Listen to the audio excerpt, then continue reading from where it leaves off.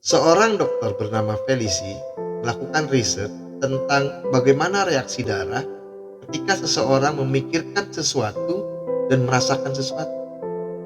Di sini, Dr. Felici melibatkan Rebecca, orang yang bersedia terlibat dalam eksperimen itu. Rebecca diminta oleh Dr. Felici membayangkan sebuah peristiwa yang membuat Rebecca menjadi bersedih. Peristiwa apa yang pernah dialami Rebecca?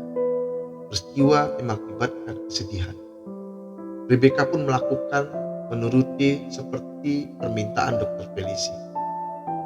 Ketika Rebecca sudah sangat bersedih dan meneteskan air mata, Dr. Felici mengambil darah Rebecca, kemudian darah itu diteteskan di atas kaca dan diletakkan di bawah mikroskop elektron. Kemudian, tes yang kedua, Rebecca diminta oleh Dr. Felici untuk membayangkan peristiwa-peristiwa yang pernah hadir dalam hidupnya yang mengakibatkan Rebecca menjadi takut. Rebecca juga menuruti kemauan dari Dr. Felici.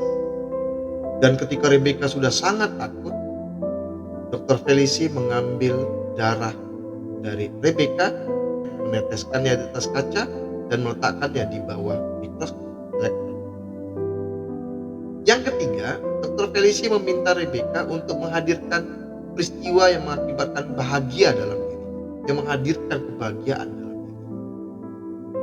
Demikian juga setelah Rebecca telah merasakan sangat berbahagia, maka Dr. Felici mengambil darahnya, kemudian meneteskannya di atas kaca dan meletakkannya di bawah mikroskop elektron.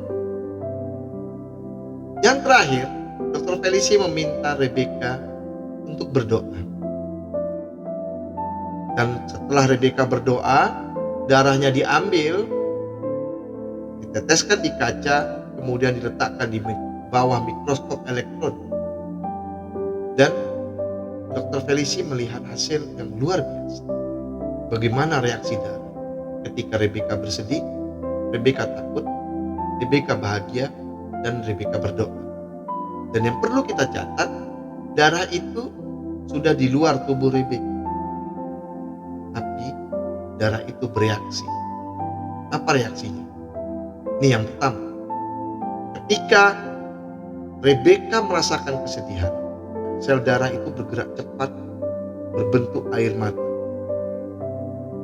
Dan yang kedua, ketika Rebecca merasakan takut, sel darah Rebecca bergerak sangat cepat, tidak beraturan dan saling berjatuhan. Jadi saling menindih, berjatuhan.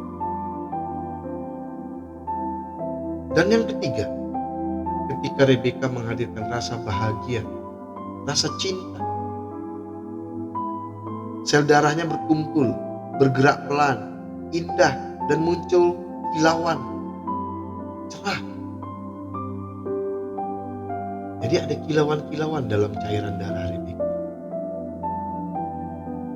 Dan yang terakhir, ketika Rebecca berdoa, apa yang terjadi dengan darah Rebecca?